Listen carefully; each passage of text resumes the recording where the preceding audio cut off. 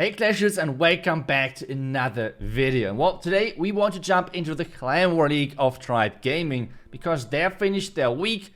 They stayed in Champion 1, but oh my goodness, what their group was insane. Just take a look at that and take a look at that 303 stars on the 5th seed.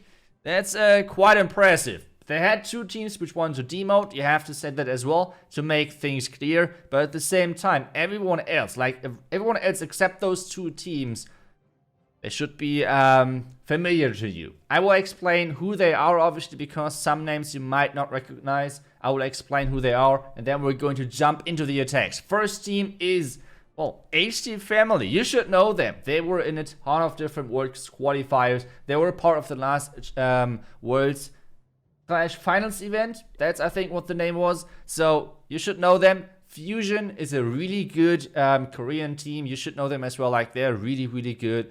And getting the 3rd seed in this group. Then we have KOG. KOG as well. We're already part of many Worlds qualifiers this year already as well. They are really good as well. Smashing it in community leagues as well. The next one is Hama, where, if I'm informed correctly, that's where Urek is coming from. Urek is a player, you should know him as well. He's a really good attacker, and he's a YouTuber as well, so you might want to check him out. And now Penta, Penta as well. Penta is a really good German team as well, and they are playing in the ESL Meisterschaft, for example. So a lot of good teams in this one, and this was not an easy group at all, because yes, all of those teams had 2 free wins, but at the same time,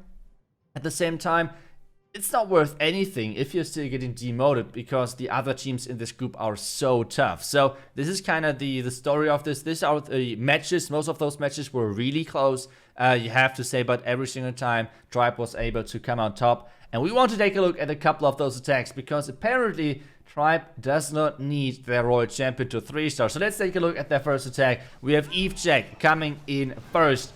He's having some time for the clash again to help the team in the Clan War League, and he is coming in with air. Funnel Electro Dragon, heroes on the far side on the flank, and then just the dragons into that base. They're so powerful right now.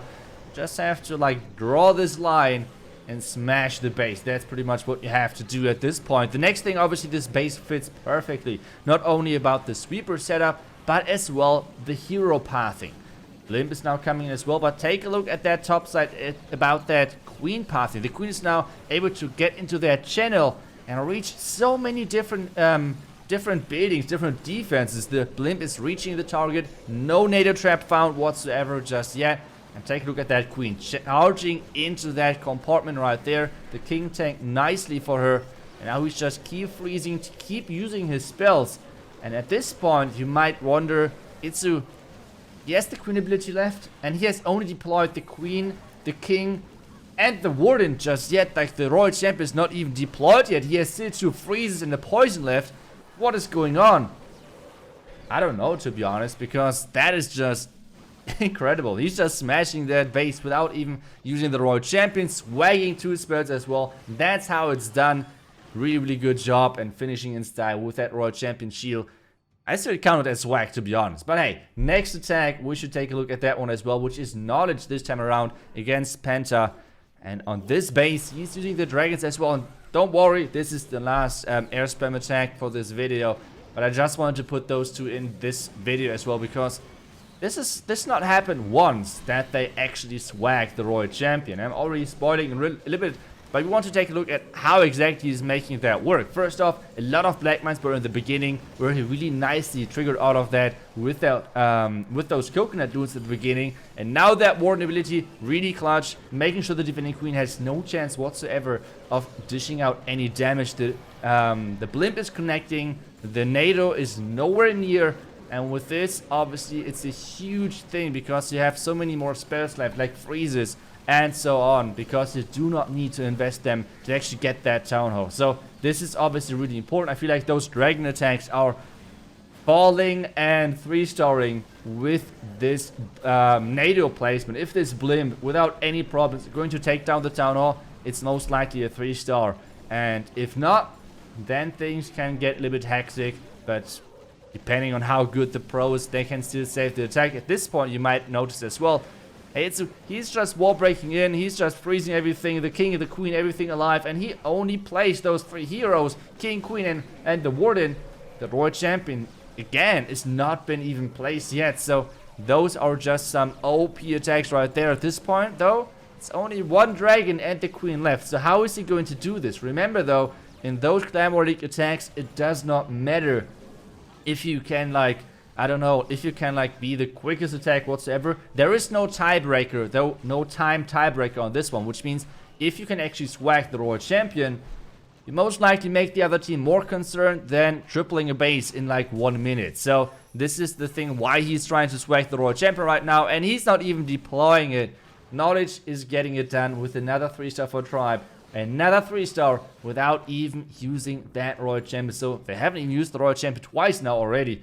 Now we want to get into some fancy attacks from Maxi. Yeah, Screenshot Dragonriders might not sound too fancy overall, but he is bringing 6 lightnings to the mix as well, and some earthquake, or like 1 earthquake, and a jump spell. I mean, to be honest, okay, like earthquake charges, we saw those already.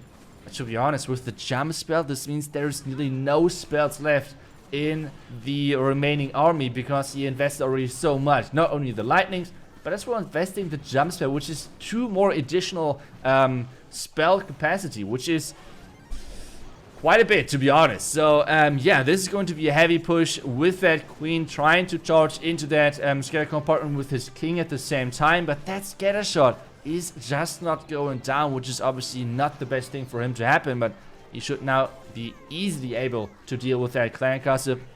Trying to find some black mice with some coconut loons, but it's not working just yet. At the same time, taking down this Inferno Tower with those lightnings and then jumping into the base any second as soon as that clan castle is done is giving him awesome pathing. And with this, you have to consider this, he's able to bring 6 Dragon Riders. A lot of the bases already have problems if there's only 5 Dragon Riders.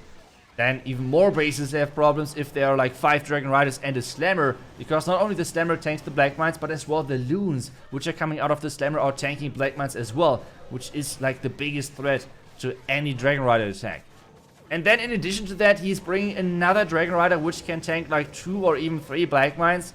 This is just madness, like right there. Queen's charging in, Queen's taking down the Town Hall, Dragon Riders in from the right side, in behind of those sweepers, which means those sweepers have no chance whatsoever of trying to somehow defend this Dragon Rider push. And this George so far is looking awesome. The Queen ability has not even used yet, has to be used yet, because take a look at the Town Hall setup. The Town Hall poison is not really reaching that Queen, and this has been the key right now. The Queen being outside of that Town Hall poison, and with this the Dragon Riders can just push through. And we have 7 Dragon Riders overall. I think he had another Dragon Rider inside that Slammer, which means 6 Dragon Riders how we started with, and then another Dragon Rider in the Slammer. This is just not fair anymore for that base. And this base, even though a couple of Black Mines are connecting, there's no chance of getting rid of all of this.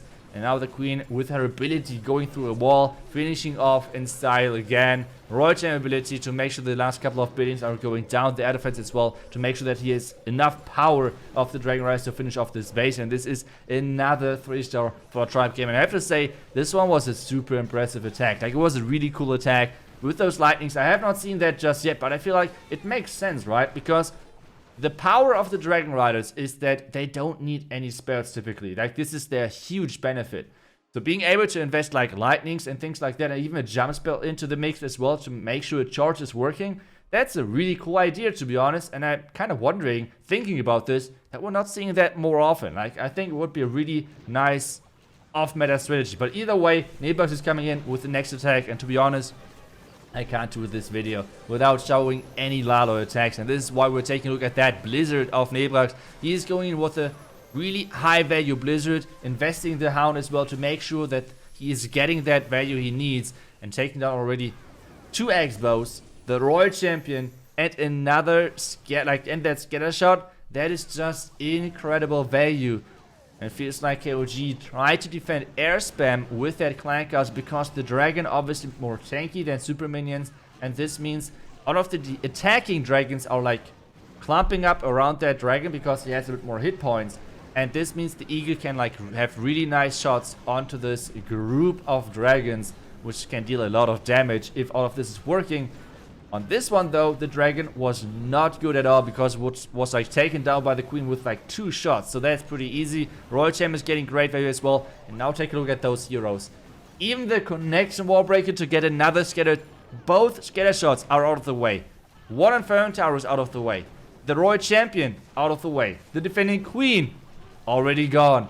Eagle already gone. Like, this base has nothing left at this point except the one multi-Inferno Tower and the Town Hawk itself. And that's not much considering that he has so many spells left. Like, this is just a huge push. And I feel like Tower 14, this deck is showing perfectly about the current meta Tower 14 for pro players. If you know how to use your heroes like this, and if you know how to boost up your heroes with like a Blizzard, for example, or with a Queen Charge like Max before, Tower 14 looks really easy, especially like with attacks like this, or in the beginning, for example, where we saw like Knowledge or Evejack smashing bases with their dragon attack. So things like this look really easy, but at the same time, it's only easy if you're like really at the top, and those attacks are showcasing how strong it can be. Really nice attacks by Nebrax, completely demolishing this base, and that was quite impressive, I feel like. So I hope you like the attacks I picked overall, like showing off what those matches look like.